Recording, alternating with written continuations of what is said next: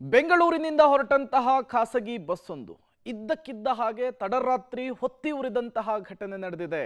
Tyre blast ಆಗಿ ಈ ಬೆಂಕಿ ಕಾಣಿಸಿಕೊಂಡಿದೆ ಅನ್ನೋದು ಪ್ರಾಥಮಿಕವಾಗಿ ಸಿಗ್ತಾ ಇರುವ ಮಾಹಿತಿ. ಚಲಿಸ್ತಾ ಇದ್ದಂತಹ ಖಾಸಗಿ ಬಸ್ನಲ್ಲಿ ಕಾಣಿಸಿಕೊಂಡಿದೆ ಏಕಾಏಕಿಯಾಗಿ ಬೆಂಕಿ. ಟೈರ್ ಬ್ಲಾಸ್ಟ್ ಆಗಿ ಏಕಾಏಕಿಯಾಗಿ ಬಸ್ ಹೊತ್ತಿ ಉರಿದಿದೆ. ಬೆಂಗಳೂರಿನಿಂದ ರಾಯಚೂರಿಗೆ ಹೊರಟಿದ್ದಂತಹ ಖಾಸಗಿ ಬಸ್ ಇದು. ಬೆಂಗಳೂರು ಟು ಅನಂತಪುರ ಹೈವೇಯಲ್ಲಿ ನಡೆದಂತಹ ದುರಂತ.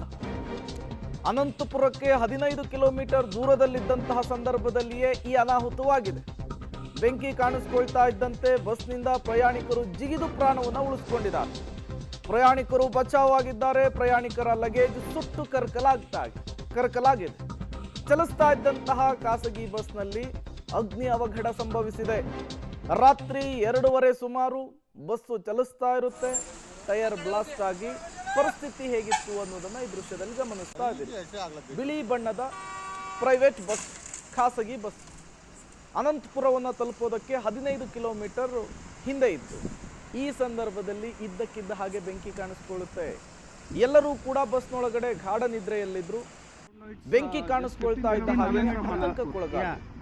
ಕಿಟಕಿಯಿಂದೆಲ್ಲ ಜಿಗಿದಿದ್ದಾರೆ ಪ್ರಯಾಣಿಕರು ಅನ್ನೋದು ಗೊತ್ತಾಗ್ತಾ ಇದೆ. ಅದೃಷ್ಟವಶಾತ್ ಯಾರಿಗೂ ಕೂಡ ಯಾವುದೇ ಹಾನಿಯಾಗಿಲ್ಲ.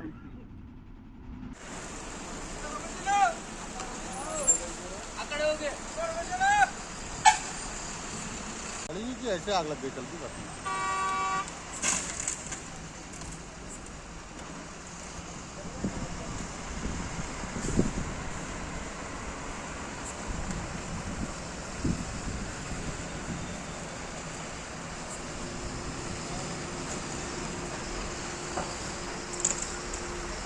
No, it's just 15 kilometers away from Anandpur. Yeah, on the highway. No, I don't think. Highway ಅಂತ ಹೇಳಿ, ಆನ್ ಹೈವೇ ಅಂತ ಹೇಳಿ, ಆನ್ ದ ಹೈವೇ. 30 ರಿಂದ 35 ಜನರಿದ್ದಂತಹ ಖಾಸಗಿ ಬಸ್ ಇದು. ಈ ಬಸ್ನಲ್ಲಿ ರಾತ್ರಿ 2:30ಕ್ಕೆ ಇದ್ದಕ್ಕಿದ್ದ ಹಾಗೆ ಬೆಂಕಿ ಕಾಣಿಸಿಕೊಂಡಿದೆ. ಕಣ್ಣು ಮುಚ್ಚಿ ಕಣ್ಣು ಬಿಡುವಷ್ಟರಲ್ಲೇ ಇಡೀ ಬಸ್ಸೇನೆ ಬೆಂಕಿಗಾಹುತಿಯಾಗಿತ್ತು. ಒಳಗಿದ್ದಂತಹ ಪ್ರಯಾಣಿಕರು ಬಚಾವಾಗಿದ್ದೆ ದೇವರ ಪವಾಡ ಅಂತ ಹೇಳ್ತಾ ಇದ್ದಾರೆ.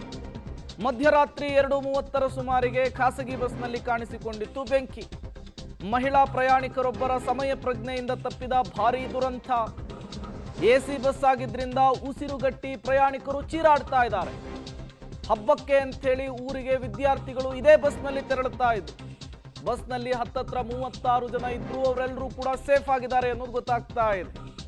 ಅವರೆಲ್ಲರೂ ಸೇಫ್ ಆಗೋದಕ್ಕೆ ಕಾರಣ ಮಹಿಳಾ ಪ್ರಯಾಣಿಕರೊಬ್ಬರ ಸಮಯ ಪ್ರಜ್ಞೆ ಅನ್ನೋದು ಗೊತ್ತಾಗ್ತಾ ಇದೆ. ತತ್ಕ್ಷಣಕ್ಕೆ ಅಲರ್ಟ್ ಆಗ್ತಾರೆ.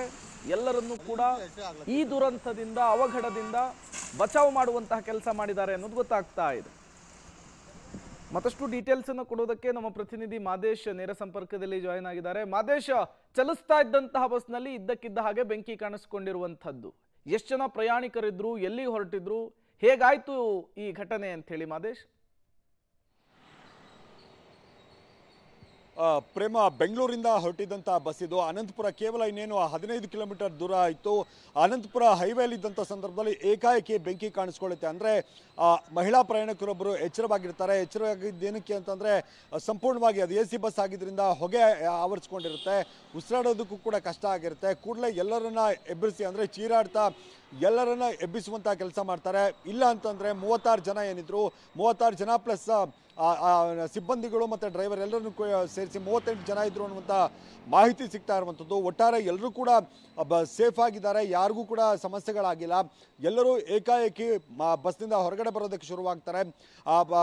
ಅಂದರೆ ಬೆಂಕಿ ಆಗಿದೆ, ಹೊಗೆ ಬರ್ತಿದೆ ಅಂತ ಚೀರಾಡಿದ ನಂತರ ಅರ್ಧ ಕಿಲೋಮೀಟರ್ವರೆಗೂ ಕೂಡ ಬಸ್ಸನ್ನು ಚಾಲಕ ನಿಲ್ಲಿಸಿಲ್ಲ ಅನ್ನುವಂಥ ಆರೋಪವನ್ನು ಕೂಡ ಪ್ರಯಾಣಿಕರು ಮಾಡ್ತಾ ಇರುವಂಥದ್ದು. ಏನಂದರೆ ಮಹಿಳಾ ಪ್ರಯಾಣಿಕರೊಬ್ಬರ ಸಮಯ ಪ್ರಜ್ಞೆ, ಅಂದರೆ ಯಾವಾಗ ಹೊಗೆ ಬರೋದಕ್ಕೆ ಶುರುವಾಯಿತು, ಅವರು ಉಸಿರಾಡೋದಕ್ಕೆ ಕಷ್ಟ ಆಯಿತು, ಕೂಡಲೇ ಅವರು ಕಿರ್ಚೋದಕ್ಕೆ ಶುರು ಮಾಡ್ತಾರೆ. ಕಿರ್ಚೋದಕ್ಕೆ ಶುರು ಮಾಡಿದ ಕೂಡಲೇ ಎಲ್ಲ ಪ್ರಯಾಣಿಕರು ಎದ್ದು, ಅಂದರೆ ಏನಾಗ್ತಿದೆ ಅನ್ನುವಂಥದ್ದೇ ಗೊತ್ತಾಗಿಲ್ಲ. ಯಾಕಂದರೆ ತುಂಬ ಬೇಗನೆ ಹೊತ್ಕೊಂಡಿರುವಂಥ ಬೆಂಕಿ ಇದು. ಪ್ರಾಥಮಿಕವಾಗಿ ಮಾಹಿತಿ ಗೊತ್ತಾಗ್ತಾ ಇರುವಂಥದ್ದು ಟೈರ್ ಬಸ್ಟ್ ಆಯಿತು ಅಂತ ಕೆಲವರು ಹೇಳ್ತಾ ಇದ್ರೆ, ಇಲ್ಲ ಟೈರ್ ಬಸ್ಟ್ ಆಗಿಲ್ಲ, ಅದು ತುಂಬ ಹೊತ್ತಿಂದ ಅದು ಬೆಂಕಿಯ ಹೊಗೆಯ ಸ್ಮೆಲ್ ಬರ್ತಾ ಇತ್ತು ಅನ್ನುವಂಥ ಬಗ್ಗೆ ಕೂಡ ಮಾತಾಡ್ತಾ ಇರುವಂಥದ್ದು. ಈಗ ಪ್ರಯಾಣಿಕರೆಲ್ಲರೂ ಕೂಡ ಸೇಫ್ ಆಗಿದ್ದಾರೆ. ಅಂದರೆ ಎಲ್ಲರ ಪ್ರಾಣ ಕೂಡ ಉಳಿದಿದೆ, ಯಾವುದೇ ರೀತಿಯಂತ ಅಪಾಯ ಇಲ್ಲ. ಆದರೆ ಅವರು ಎಲ್ಲರೂ ಕೂಡ ಊರುಗಳಿಗೆ ತಮ್ಮ ಊರುಗಳಿಗೆ ಹೋಗ್ತಾ ಇದ್ರು. ಜೊತೆಗೆ ವಿದ್ಯಾರ್ಥಿಗಳ ಸಂಖ್ಯೆ ಹೆಚ್ಚಾಗಿತ್ತು ಅನ್ನುವಂಥ ಮಾಹಿತಿ ಕೂಡ ಇರುವಂಥದ್ದು. ವಿದ್ಯಾರ್ಥಿಗಳ ಏನು ಅವ್ರದ ಪ್ರಮಾಣ ಪತ್ರಗಳಾಗಿರ್ಬೋದು, ಡಾಕ್ಯುಮೆಂಟ್ಸ್ ಆಗಿರ್ಬೋದು, ಜೊತೆಗೆ ಏನು ಲಗೇಜನ್ನು ತೆಗೆದುಕೊಂಡು ಹೋಗ್ತಾ ಇದ್ರು, ಆ ಲಗೇಜ್ ಸಂಪೂರ್ಣವಾಗಿ ಬೆಂಕಿಗೆ ಆಹುತಿಯಾಗಿದೆ. ಪ್ರೇಮ್, ಹೆಚ್ಚಿನ ಮಾಹಿತಿ ಗೊತ್ತಾಗಬೇಕಾಗಿದೆ Prem Kumar. Okay, thank you Madesh ತಮ್ಮೆಲ್ಲ ಮಾಹಿತಿಗಾಗಿ.